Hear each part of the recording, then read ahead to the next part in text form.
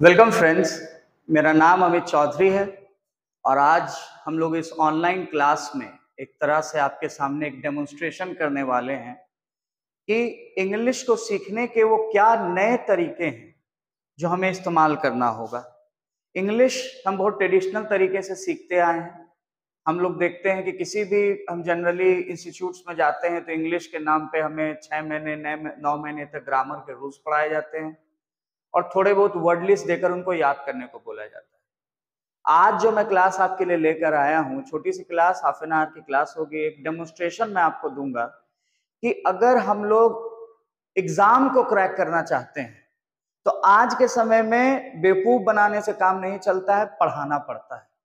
क्योंकि आज आप एक्सपोज हो चुके हैं, दुनिया भर के, इंडिया भर के बेस्ट टीचर्स आपको ऑनलाइन अवेलेबल हैं। तो अब हम लोग को वो कंटेंट आपके सामने लेकर आना है जो बेस्ट कंटेंट हो, जो इंडिया भर के बेस्ट इंस्टीट्यूट्स में पढ़ाया जा रहा हो। मेरा नाम अमित चौधरी है। मैं पटना के बहुत सारे प्रीमियर इंस्टीट्यूट्स में पढ़ा चुका हूँ और इसके अलावा इंडिया के बहुत सारे इंस्टीट्यूट्स और कॉलेजेस में मैं कनेक्टेड रहा हूँ। अलग अलग कोचिंग इंस्टीट्यूट में पढ़ाने के अलावा मैंने Patna university, MET university, Patna women's college type की जगहों पे भी क्लासेस ली हैं और मैं आज आपके लिए एक कोर्स लेकर आया हूँ। ये ऑनलाइन प्रो कोर्स जो हम कंडक्ट करेंगे, इसमें टेस्ट सीरीज होगा, यानी कि हम लोग क्वेश्चन पेपर एनालिसिस करेंगे बैंकिंग और एसएससी का। और इसके अलावा, टेस्ट सीरीज के अलावा, हम लोग फाउंडेशन बैचेस भी करेंगे और स्पोकन इंग्लिश की क्लासेस भी करेंगे।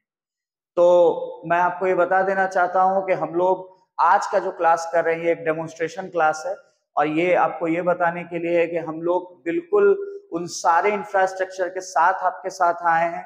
हमारे पास best state of the art infrastructure है जिसमें कि, और हमारे जो कंटेंट टीम है वो भी बेस्ट कंटेंट हमारे सामने बनाकर ला रही है। तो कहीं ना कहीं जो कंटेंट मैं आपके सामने प्रोड्यूस करूंगा वो उस लेवल का होगा कि आपको पता चलेगा कि पटना में रह के भी हम लोग उस लेवल की पढ़ाई कर सकते हैं जो इंडिया में कहीं भी हो रही है और आप एग्जामिनेशन क्रैक कर सकते हैं।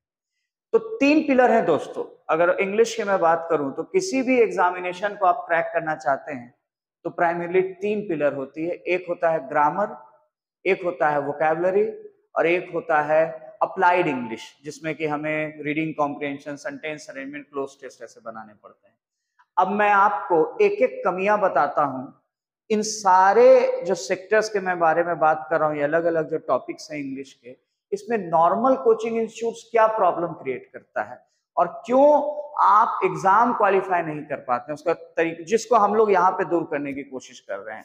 सबसे पहले अगर मैं आपसे बात करूं कि आपको इंग्लिश सीखने का क्या तरीका बताया गया है। आप स्पोकन इंग्लिश में आपको परेशानी होती है, बिहार के लोगों को ट्रेडिशनली परेशानी है। हम लोग इंग्लिश बोलने से इतना डरते हैं कि हम लोग किसी ऐसे रेस्टोरेंट में भी जाने से कतराते हैं जहाँ इंग्लिश में वेटर बात करेगा, हमें पता नहीं हम इंग्लिश में जवाब दे पाएंगे कि नहीं। हम एयरपोर्ट पे जाने से कतराते हैं, अगर इंग्लिश में पूछ लिया गया तो हम कैसे जवाब देंगे। तो क्या कारण है कि इंग्लिश हम ठीक से नहीं बोल पाते हैं, और उसका मेनली कारण है कि हमें इंग्लिश सीखने का जो तरीका बताया गया है वो काम नहीं कर रहा है। आपको बोला गया है कि इंग्लिश को लिखो, बोलो, या फिर पढ़ो, या फिर सुनो। आप इन समय से कुछ भी काम नहीं करते हैं क्योंकि इंग्लिश बोलने के लिए आपको माहौल नहीं मिलता है, आपके दोस्त नहीं है जिनके सामने आप इंग्लिश बोल सके, माँ बाप के सामने आप इंग्लिश नहीं बोल सकते हैं, दोस्तों के सामने इंग्लिश बोलिएगा तो दोस्त आपकी दोस्ती ही शायद छोड़ दे। इंग्लिश देखने की जब बारी आती है तो सारी इंग्लिश मूवीज में हिंदी में डब हो जाती है। इंग्लिश लिखने की बारी आती है तो क्लास में नोट्स लेने के अलावा आप इंग्लिश कभी नहीं लिखते हैं। मेरे ख्याल से आज लड़कों के अंदर स्टोरीज लिखनी, डायरीज लिखने का इंटरेस्ट बिल्कुल खत्म हो चुका है और ना ही आप इंग्लिश में कुछ सुनते हैं, आप हिंदी गाने सुन लेते हैं। तो अगर इंग्लिश को हमें मजबूत बनाना है तो इंग्लिश हमें सोचना शुरू करना पड़ेगा। तो इसलिए मेरी लाइन हमेशा जब मैं क्लासेस में बोलता हूँ कि इंग्लिश सिखाना तो एक बहाना है, हमें आपको सोचना सिखाना है। और अंग्रेजी अगर तुम्हारी मंजिल है तो रास्ता हिंदी से ही बनाना है। मतलब कहीं ना कहीं हिंदी को ही हम लोग औजार की तरह इस्तेमाल करेंगे और जिस पहाड़ को तोड़ेंगे वो पहाड़ इंग्लिश का पहाड़ है, लेकिन उसको तोड़ने के लिए जो औजार काम आएगा वो हिंदी का औजार काम आएगा। तो दोस्तों आज के क्लास में आपको बता देता हूं कि हम लोग अपने एग्जामिनेशन को क्रैक इसलिए नहीं कर पा रहे हैं कि हम लोग ग्रामर में जो चीजें पढ़ रहे हैं वो ओल्ड डेटेड चीजें हो गई और नए कॉन्सेप्ट को हम लोग अडॉप्ट नहीं कर पा रहे हैं। तो ग्रामर का मैं आपके सामने गोल्डन रूल्स लेने वाला लेकर आने वाला हूँ। एकदम सीरीज आपके साथ यूट्यूब फेसबुक पे चलेगा, जिसमें कि आप लोग 100 गोल्डन रूल्स ग्रामर का पढ़ेंगे। हम लोग reading comprehension, cloze test, sentence element sections को इसीलिए नहीं क्रैक कर पा रहे हैं कि हमें आज तक कोई ट्रिक ही नहीं बताया गया है कि हम उसको कैसे क्रैक करें। और हम लोग अगर वर्ड मीनिंग को क्रैक नहीं कर पा रहे हैं तो उसका कारण यह है कि हमें बस रटने को सिखाया गया है, और वर्ड मीनिंग जितना हम रटते हैं उतने तेजी से हम भूल जाते हैं। तो आज के इस डेमोन्स्ट्रेशन क्लास में, इस क्लास को ध्यान से देखिएगा। अगर आप किसी भी कोर्स में एडमिशन लेना चाहते हैं, आप हमारे साथ जुड़ना चाहते हैं या डेमो क्लास पाना चाहते हैं, तो आप कांटेक्ट करेंगे मेरे फोन नंबर पे, मेरे मोबाइल नंबर 9771419108। और आज मैं आपके साथ अपना डेमोन्स्ट्रेशन का पहला एक्सरसाइज प्ले करने वाला हूं, यानी कि मैं कुछ वर्ड मीनिंग्स याद आपको करवाने वाला हूं। तो मैं आपको पहले दिखा दूं कि मैंने यहां पर एक वर्ड मीनिंग का लिस्ट बनाया है। देखिएगा, ये वर्ड मीनिंग ऐसे हार्डवेयर से लिया गया। अब मैं आपसे एक सवाल पूछने वाला हूं। अगर मैं आज आपको बहुत सारे वर्ड्स दे दूं और बोलूं कि देखो डिफिकल्ट लेवल के वर्ड्स हैं, लेकिन तुम्हारे पास 15 मिनट का टाइम है, तो तुम कितने वर्ड्स याद कर पाओगे 15 मिनट में? गेस करो, जवाब दो, कमेंट में लिखना। 15 मिनट में कितने वर्ड याद कर पाओगे? तो मेरी उम्मीद है कि तुम 5 कर पाओगे, कोई 10 कर पाएगा, कोई 15 कर पाएगा, कोई 30 कर पाएगा, कोई 50 कर पाएगा।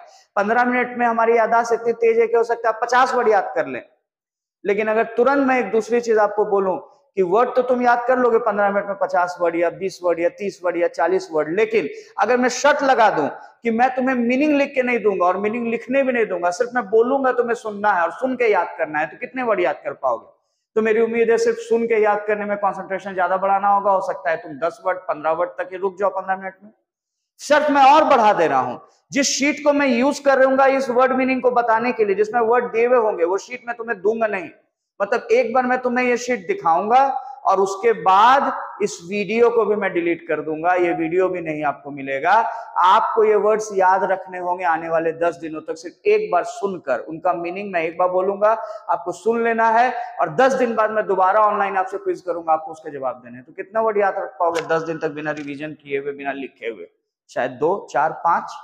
लेकिन आज मैं तुम्हें एक ऐसा तरीका बताऊंगा कि वर्ल्ड की जो सबसे अच्छी वोकैबुलरी की किताब है एच.सी. हार्डविक, उसका वॉल्यूम 1 का चैप्टर 1, और मैं ये तुमको पूरा याद करवाने वाला हूं 15 मिनट में 50 वर्ड। और 50 वर्ड मैं आज तुमको ऐसे याद कराऊंगा कि तुमको मीनिंग लिखूंगा नहीं, बोर्ड पे मैं मीनिंग लिखूंगा नहीं, तुम सिर्फ सुन के याद करोगे। और दूसरी बात, तुमको ये 10 दिन नहीं, पूरी जिंदगी भर याद रहेगा। यानी एक बार जो मैं तुम्हें वर्ड मीनिंग याद कराऊंगा, तुम्हारे दिमाग में ऐसे घुस जाएगा कि तुम पूरी जिंदगी इसको भूल नहीं पाओगे। पहले वर्ड मीनिंग तुम चाह कर याद नहीं कर पाते थे, अब वर्ड मीनिंग तुम चाह के भूल नहीं पाओगे। तो शुरू करते हैं।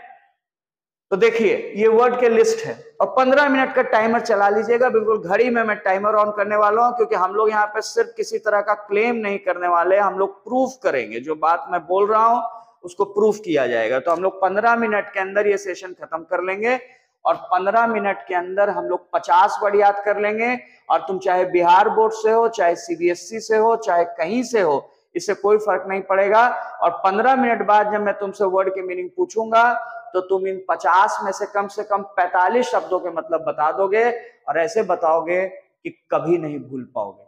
तो चलिए शुरू करते हैं। देखिए, ये वर्ड मीनिंग है, ये लाइन से मैंने 50 वर्ड लिखे हैं, इनको मैं हटा देता हूं। इन वर्ड्स को अब मैं तुम्हें याद कराने वाला हूं एक कहानी के थ्रू। बहुत सारे स्टूडेंट जो मेरे पहले डेमो क्लास में बैठते हैं वो ये सेशन देखते हैं, तो मैं चाहूंगा एक बार मेरे सारे स्टूडेंट जल्दी से इसको शेयर कर दें, अपने सारे दोस्तों के पास पहुंचा दें। और अगर आप सब लोगों का सहयोग होगा तो हम लोग बेस्ट क्लासेस लेकर आएंगे आपके लिए। मैं ऐसे वर्ड मीनिंग याद कराऊंगा रोज आपको, मैं सेंटेंस में रीडिंग कॉम्प्रिहेंशन के ट्रिक्स बताऊंगा आपको, मैं ग्रामर के गोल्डन रूल्स लेकर आपके आऊंगा आपके साथ, और लेटेस्ट जो सीटी के नए पैटर्न के क्वेश्चन हो सकते हैं वो सारा मैं यहाँ पर इस सीरीज में आपको करवाऊंगा। तो देखिए, 50 वर्ड्स इन 15 मिनट्स, एच.सी. हार्डविक का वॉल्यूम 1 का चैप्टर 1। हम लोग 15 मिनट में 50 वर्ड याद करने वाले हैं। और याद रखना, रख दो पेन, कुछ मत लिखना, सिर्फ मेरी कहानी सुनना। जैसे दादी नानी से कहानी सुनते थे, जैसे ही कहानी सुनोगे सारे वर्ड्स तुमको याद हो जाएंगे। और जो मेरे पहले के स्टूडेंट्स ये सेशन कर चुके हैं वो एक बार रिवाइज कर लें और अपने दोस्तों को शेयर कर दें, अपने व्हाट्सएप फेसबुक पेज पे लगा दें। आइए, कहानी को सुनिएगा। एक आदमी की कहानी शुरू होने वाली है। एक ऐसी आदमी जो एक अजीब सी जगह पर बैठा है और अपने बीते हुए दिनों के बारे में सोच रहा है। I am sitting in a dark cheap and dingy restaurant. देखिए एक वर्ड यहां पर आपके सामने आया, डिंजी। अब मैं आपसे बोलना चाहूंगा कि इसका मीनिंग आपको खुद बोलना है। मैं बैठा हूं एक डार्क माने अंधेरा, चीप माने सस्ता, और डिंजी तो डिंजी रेस्टोरेंट में, रेस्टोरेंट माने होटल। तो जो याद करो कोई स्टेशन के पास, पटना स्टेशन के पास जल्दीबाजी में कभी गाड़ी पकड़ते हुए किसी सस्ते से होटल में बैठे होगे, तो याद करो कि जो होटल डार्क हो, अंधेरा हो, चीप हो, सस्ता हो, कैसा होता है जनरली? गंदा होता है, प्लेट बिखरे हुए होते हैं, चूहे दौड़ रहे होते हैं, जूठा खाना प्लेट टेबल पर पड़ा हुआ होता है। तो मैं एक ऐसे डार्क चीप और डिंजी, डिंजी मतलब डर्टी, गंदा, बिखरा हुआ, क्लटर्ड रेस्टोरेंट में बैठा हुआ एंड हैविंग माय सपर, अपना सपर खा रहा हूँ, अपना डिनर खा रहा हूँ। सपर मतलब डिनर, दिन का लास्ट मील। सफर से थक कर जो तुम खाते हो लास्ट में, वो सपर कहलाता है। तो मैं अपना सपर खा रहा हूँ, याद करना ये सारे word. This place is very filthy है, जगह कैसी है? फिल्दी है। फिल्दी मतलब कि गंदी है, डर्टी है। But I come here deliberately, लेकिन मैं यहाँ डेलिबरेटली आता हूँ। डेलिबरेटली मतलब क्या हुआ? इसके शुरू में डेली दिया हुआ है। तो डेली जो तुम काम करते हो वो काम सोच समझ के करते हो। डेली अगर अपने दोस्त से मिलने जाते हो तो सोच समझ के जाते हो। डेली चाय पीने कहीं पर जाते हो सोच समझ के जाते हो। डेलिबरेटली मतलब वह सोच समझ के। मीनिंग में लिखाऊंगा नहीं, सिर्फ सुनना, सुन के याद हो जाएगा। ये प्लेस बहुत ही फिल्दी है, गंदी है, लेकिन मैं यहाँ डेलिबरेटली आता हूँ, मैंने डेली आता हूँ, रोज आता हूँ। तो रोज आता हूँ इसका मतलब नहीं है। डेलिबरेटली मतलब हुआ जानबूझकर, सोच समझ कर आता हूँ। इंटेंशनली आता हूँ, सोच समझ कर आता हूँ। एज इट इज अफोर्डेबल, क्योंकि ये सस्ती जगह है, पैसे नहीं है, सस्ती जगह पर खाने आता हूँ। I can see intoxicated people around me, मैं अपने चारों ओर इंटॉक्सिकेटेड लोगों को देखता हूँ। टॉक्सिक मतलब क्या होता है? टॉक्सिक मतलब होता है जहर। लेकिन रेस्टोरेंट में लोग जहर खाने तो आए नहीं है, तो कुछ और काम से आए होंगे। टॉक्सिक का एक और मतलब नशा भी होता है। तो इंटॉक्सिकेटेड मतलब होता है नशे में। तो यहाँ पे नशे में लोग बैठे हुए हैं, नशा कर रहे हैं वहां बैठ के। मेरे चारों ओर नशे में लोग बैठे हुए हैं। These people come here to compensate the hardship of the day. ये लोग कॉम्पनसेट करने आते हैं हार्डशिप को। हार्डशिप मतलब हो गया हार्डवर्क, मेहनत, और कॉम्पनसेट मतलब हुआ कम करने। तो दिन भर की मेहनत को ये लोग कॉम्पनसेट यानी कि कम करने आते हैं। These morons think, ये मोरोंस सोचते हैं। मोरोंस मतलब मूर्ख। तो दिन भर के हार्डशिप यानी हार्डवर्क को ये लोग कॉम्पनसेट यानी कम करने आते हैं।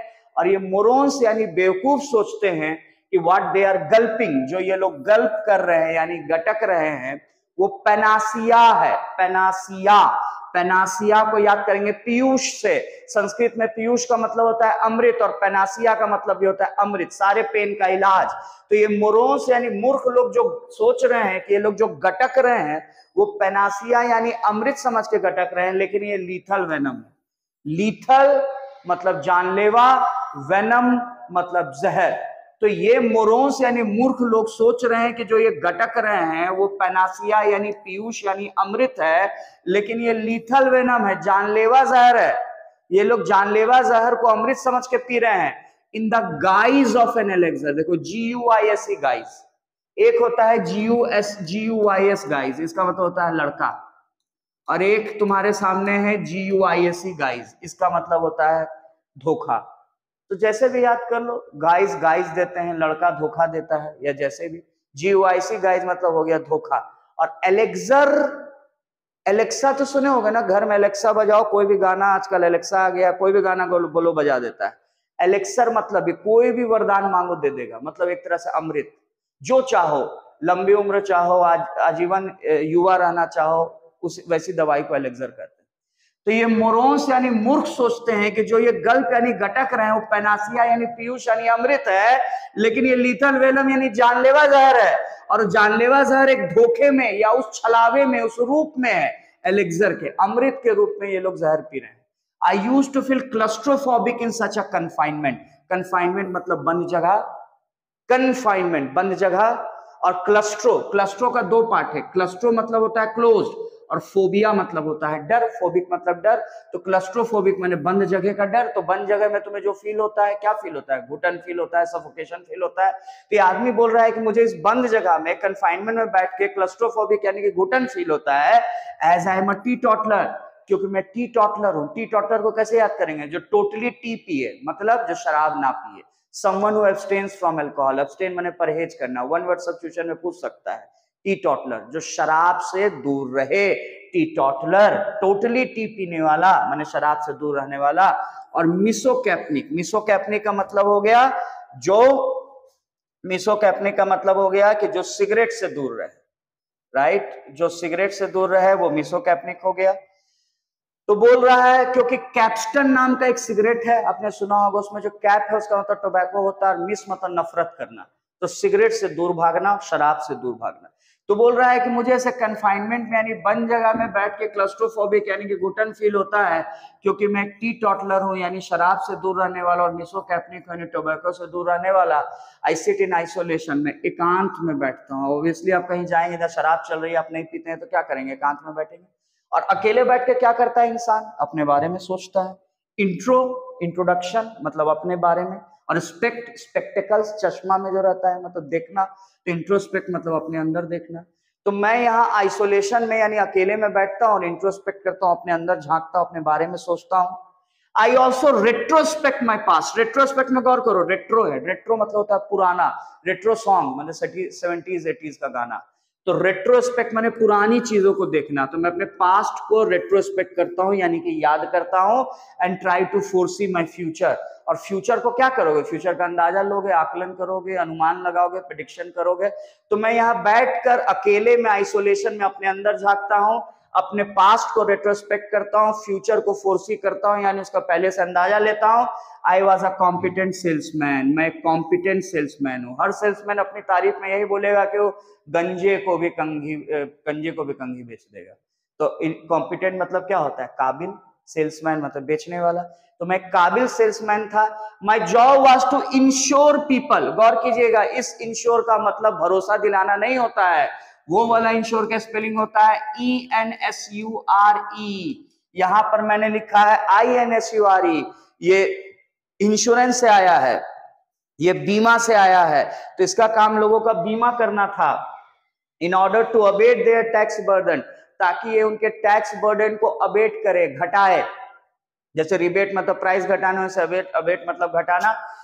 एंड एग्जेम्प्ट देम, और उनको एग्जेम्प्ट करे मतलब मुक्ति दिलाए, किससे, फाइनेंशियल कंस्ट्रेंट से। कंस्ट्रेंट मतलब होता है फाइनेंशियल माने आर्थिक, और कंस्ट्रेंट जो कस के तुमको पकड़ ले, रस्सी, बंधन, मजबूरी, लिमिटेशन, जंजीर, चेन, वो हुआ कंस्ट्रेंट। तो मेरा जॉब था लोगों का इंश्योरेंस करना, ताकि मैं उनके टैक्स के बोझ को अबेट कर दूं और उनको एग्जेम्प्ट कर दूं, उनको छुटकारा दिला दूं फाइनेंशियल कंस्ट्रेंट से यानी आर्थिक बंधन से। उसके आर्थिक बंधन से मैंने लोगों को छुटकारा दिला दिया। आई डिवाइज, डिवाइज मतलब खोजा, तो मैंने क्या खोजा, फॉर्मिडेबल स्ट्रैटेजीज। स्ट्रैटेजी मतलब होता है प्लान, और फॉर्मिडेबल किसी भी प्लान की तारीफ करनी होगी तो बोलेंगे अचूक प्लान है, एग्जैक्ट प्लान है, परफेक्ट प्लान है, ऐसा प्लान जो कभी फ्लॉफी ना हो। तो फॉर्मिडेबल मतलब हो गया अचूक, और स्ट्रेटजी मतलब प्लान। तो मैंने डिवाइस किया यानी कि खोजा, फॉर्मिडेबल यानी अचूक स्ट्रेटजी, ताकि मैं वो करूं। वो को याद करो, जादू से, जादू से जैसे किसी को कुछ खींचते हो, वैसे ही वो मतलब आकर्षित करना, किसको, my prospective customer. Prospective customer क्या होता है, कस्टमर मतलब तो ग्राहक, अब प्रोस्पेक्टिव मतलब क्या हुआ, जिसको प्रोस्पेक्टस मिलता है प्रोस्पेक्टिव है। तुमको कोई इंस्टीट्यूट प्रोस्पेक्टस कब देता है, जब तुम इंटरेस्टेड होते हो, इंक्वायरी करते हो। प्रोस्पेक्टिव मतलब भी हो गया जो इंक्वायरी करे। तो मैंने अपने इंटरेस्टेड कस्टमर्स को आकर्षित वो करने के लिए फॉर्मिडेबल यानी अचूक स्ट्रेटजी यानी प्लान, डिवाइस यानी बनाया, but they had prejudices against me, लेकिन वो लोग मेरे खिलाफ प्रीजुडिसेस रखते थे। अब प्रीजुडिसेस में गौर कीजिए, प्री मतलब पहले, और जो जुड है ये जज में जुड होता है, माने फैसला करने वाला, पहले से फैसला करना प्रीजुडिसेस कहलाता है। कोई तुमसे मिला नहीं, पहले से फैसला कर लिया कि तुम बुरे इंसान हो, मान लिया। तुम किसी कोचिंग इंस्टीट्यूट में गए, बोला कि डेमो क्लास नहीं देंगे, सीधे एडमिशन ले लो, और तुम आंख मूंद के एडमिशन ले लिया, सुनी सुनाई बात पे कि बड़ा अच्छा है, कुछ इस्तेमाल करके नहीं देखे। तो प्रीजुडिसेस माने पूर्व धारणा। तो मैंने अपने इंटरेस्टेड कस्टमर को आकर्षित करने के लिए अचूक योजनाएं बनाई, but they had prejudices against me, लेकिन वो लोग मेरे खिलाफ प्रीजुडिसेस यानी पूर्वाग्रह रखते थे। दिस एनिमिटी, एनिमिटी मतलब हो गया दुश्मनी। तो ये जो एनिमिटी है, ये जो दुश्मनी है, ये मुझे एनिमी से आया है, एनिमिटी। तो ये एनिमिटी यानी दुश्मनी अफेक्ट किया यानी प्रभावित किया, एडवर्सली यानी बुरे तरीके से, and I could get no accomplishment in my job, और मुझे अपने जॉब में कोई अकॉम्प्लिशमेंट, कोई सफलता नहीं मिली। I wanted to gratify everyone. Gratify को सेटिस्फाई से याद करना, सेटिस्फाई मैंने संतुष्ट करना, ग्रेटिफाई मतलब भी खुश करना। तो मैंने लोगों को ग्रेटिफाई करने की कोशिश की, but I was stereotype. Stereotype मतलब क्या होता है? अच्छा, स्टीरियो मतलब क्या होता है? याद आ रहा है स्टीरियो सिस्टम, पुराना जो टेप वेप बजता था कसट लगा के, वैसे ही पुराना धुराना चीज स्टीरियोटाइप माने पुराना धुराना बात। बिहार में स्टीरियोटाइपिंग बहुत होती है। बिहार में लोग कास्ट को लेकर स्टीरियोटाइपिंग करते हैं। अच्छा वो फलाना जाति का है तो ऐसा होगा, अच्छा वो इस जाति से है तो ऐसा होगा, अच्छा लड़की है तो गाड़ी नहीं चला पाएगी, अच्छा बिहारी है तो इंग्लिश नहीं बोल पाएगा। ये सब स्टीरियोटाइपिंग हुआ। जब किसी कम्युनिटी, किसी रिलीजन, किसी कास्ट को लेकर हम एक पुरानी मनगढ़ंत धारणा को अभी तक चलाते जाएं, उसको स्टीरियोटाइपिंग कहते हैं। बिहार को इन स्टीरियोटाइप्स को तोड़ना है। तो लोगों ने मुझे स्टीरियोटाइप किया, मेरे बारे में पुरानी धारणा बनाई। अब किसी के बारे में गलत धारणा बनाओगे, कास्ट के बारे में, किसी के बारे में, तो क्या करोगे? ह्यूमिलिएट करोगे, बेइज्जत करोगे, उसको बोलोगे। तो लोगों ने मेरे बारे में गलत धारणा बनाई, मुझे बेइज्जत किया, और अब बेइज्जत करने के बाद क्या करोगे? थपड़िया दोगे। तो मैन हैंडल मतलब मारपीट करना, गलत हैंडल किया। लोगों ने मेरे बारे में गलत धारणा बनाई, मुझे बेइज्जत किया और मैन हैंडल यानी मारपीट किया। कौन किया? बाय माय कोलीग्स, मेरे दोस्त, मेरे सहकर्मी, मेरे पीयर्स, मेरे साथ काम करने वाले, मेरे सुपीरियर्स मतलब मेरे सीनियर, मेरे सबऑर्डिनेट्स मतलब जूनियर। एज आई वाज स्वार्थी, क्योंकि मैं स्वार्थी था। स्वार्थी का मतलब स्वार्थी नहीं है हिंदी वाला। इसके साथ मारपीट हो रहा है, क्यों? क्योंकि स्वार्थी है। अब तुम सोचो स्वार्थी वर्ड क्या हो सकता है? स्वार्थी मतलब काला, डार्क, इसका रंग काला था। हो सकता है गोरे लोगों के बीच में हो, अंग्रेज लोगों के बीच में हो, अमेरिका में हो, इंग्लैंड में हो, ब्लैक लाइव्स मैटर वाली कोई बात हो, लेकिन इसको स्वार्थी यानी काला होने के कारण इसको बेइज्जती और मारपीट सहना पड़ा।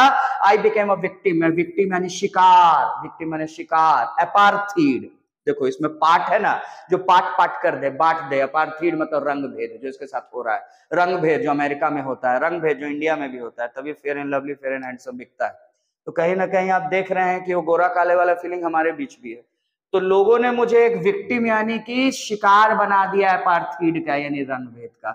आई वॉज डिस्क्रिमिनेटेड, मेरे साथ भेदभाव किया गया for my hereditary trait. Hereditary मतलब अनुवांशिक गुण के लिए, जो माँ बाप से जो मुझे ट्रेट यानी गुण मिला, उसके लिए मेरे साथ गलत व्यवहार किया गया। तो दोस्तों आप ये कहानी एक बार और मेरे साथ फटाफट सुनिएगा, मतलब 2 मिनट का टाइम और लगने वाला है। हम लोग अभी ठीक 12 मिनट करीब कवर किए हैं, और हम लोग 2-3 मिनट का टाइम अगर और दे लेंगे, एक बार आप इसके साथ और सुनिए और फिर आपको याद हो जाएगा।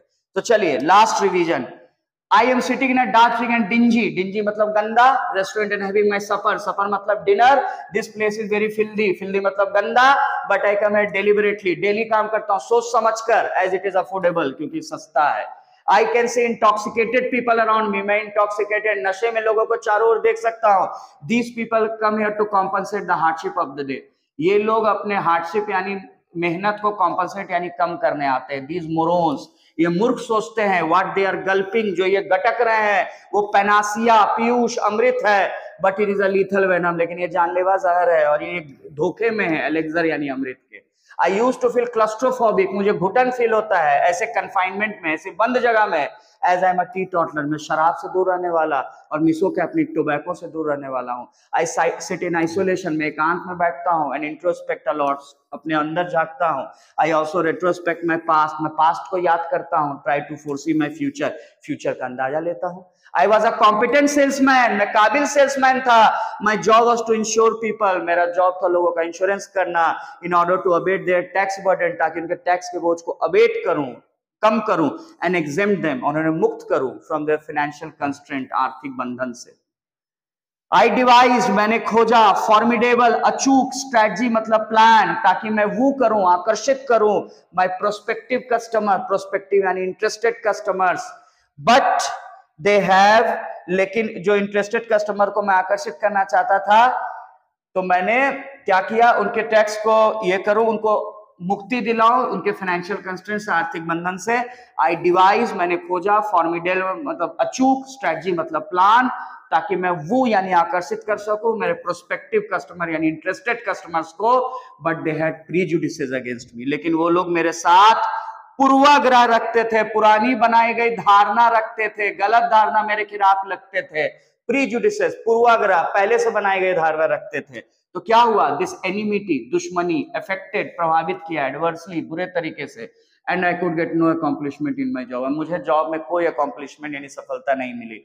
आई वॉन्टेड टू ग्रेटिफाई एवरीवन, मैं सबको संतुष्ट करना चाहता था, बट आई वॉज स्टीरियोटाइप, मेरे साथ पुराना गलत व्यवहार किया गया, ह्यूमिलिएटेड, बेइज्जत किया गया, मैनहैंडल, मारपीट किया गया बाय माय कलीग्स, मेरे साथी, सुपीरियर्स, मेरे बॉस, सबऑर्डिनेट्स में सब, मेरे जूनियर्स, एज आई वाज स्वार्थी, क्योंकि मैं काला था।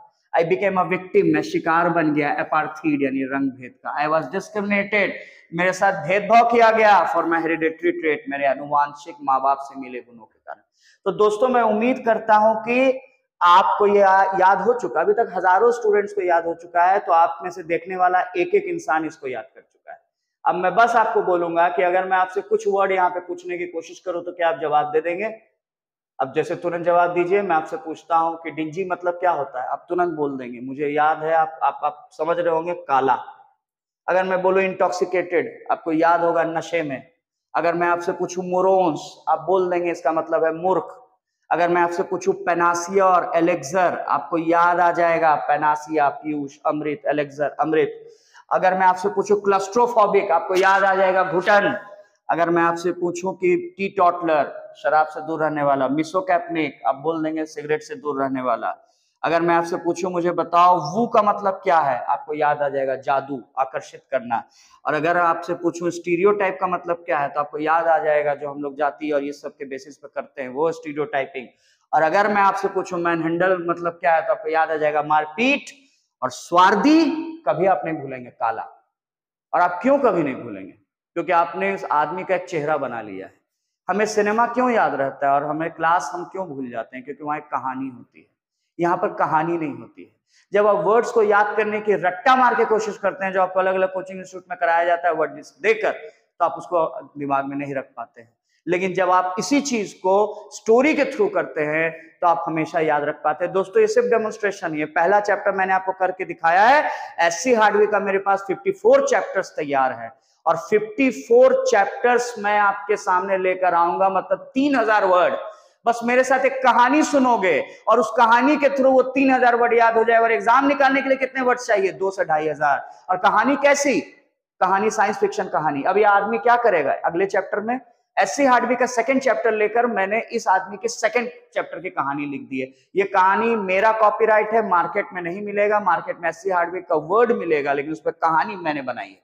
अब ये आदमी आगे क्या करेगा? अब ये आदमी टाइम ट्रेवल करेगा, इसको एक सुपर पावर मिलेगा, इसको एक हैप्पीनेस कोरोना वायरस मिलेगा जिसको खोलने से लोग खुश हो जाते हैं। उसके बाद ये पास्ट में टाइम ट्रेवल करके जाएगा हिटलर से मिलने और उसे सीखेगा कि सेकेंड वर्ल्ड वॉर क्यों हुआ। फिर ये फ्यूचर में जाएगा जब पूरी दुनिया वीडियो गेम्स और ऑनलाइन गेम्स के फॉर्म में बदल चुकी है, वहां जाके ये थर्ड वर्ल्ड वॉर को रोकने की कोशिश करेगा। फिर ये मून पे ट्रेवल करेगा और इसको एक कॉन्स्पिरेसी थ्योरी का पता चलेगा कि मून एक आर्टिफिशियल सैटेलाइट है जिसको कुछ एक्स्ट्रा टेरेस्ट्रियल ने यानी कि ईटीज जो होते एलियंस उन्होंने बनाया है। तो तुम समझ रहे हो कैसी कहानी, ऐसी कहानी, ऐसी साइंस फिक्शन कहानी जैसे नेटफ्लिक्स पे देखते हो, जैसे हॉलीवुड की मूवीज में देखते हो, हम लोग ये कहानी सुनेंगे और कहानी सुनते हुए वर्ड याद करेंगे। और ऐसी ही कहानी सुनते हुए हम लोग ग्रामर के 100 गोल्डन रूल्स याद करेंगे। और ऐसी ही कहानी सुनते हुए हम लोग सेंटेंस अरेंजमेंट का ऐसा ट्रिक याद करेंगे जिससे तुम सेंटेंस अरेंजमेंट को रीजनिंग के सिटिंग अरेंजमेंट की तरह बना पाओगे, यानी कि बिना इंग्लिश समझे, सिर्फ कोडिंग से। ऐसे ही तरीके से हम लोग रीडिंग कॉम्प्रिहेंशन को प्रैक्टिस करेंगे। रीडिंग कॉम्प्रिहेंशन को करने में क्या लगता है? बहुत टाइम लगता है तुमको, फिर भी पैसेज पढ़ते हो तो भूल जाते हो। मैं तुमको 6 मिनट में एसबीआई पीओ के मेंस के लेवल का रीडिंग कॉम्प्रिहेंशन क्रैक करने का तरीका बताऊंगा जिससे 6 नंबर आ सकते। तो हमारे साथ बने रहे दोस्तों। इस चैनल पर हम लोग आपके सामने आते रहेंगे, अलग अलग तरह के कंटेंट आपको लाएंगे। और आप लोग जो मुझसे जुड़ना चाहते हैं वो जुड़ने की भी कोशिश करें। मेरा नंबर आपके पास है 9771419108। मेरा नाम अमित चौधरी है। और आप लोग जल्दी ही मुझे व्हाट्सएप, फेसबुक, बाकी जगह के थ्रू मुझे ये बताएं कि आप लोग इंटरेस्टेड है इस तरह के क्लासेस लाने में, ताकि मैं फ्री क्लासेस आपके सामने लेते आऊंगा। तो हम लोग फिर मिलते हैं नेक्स्ट क्लास में। God bless you, thank you.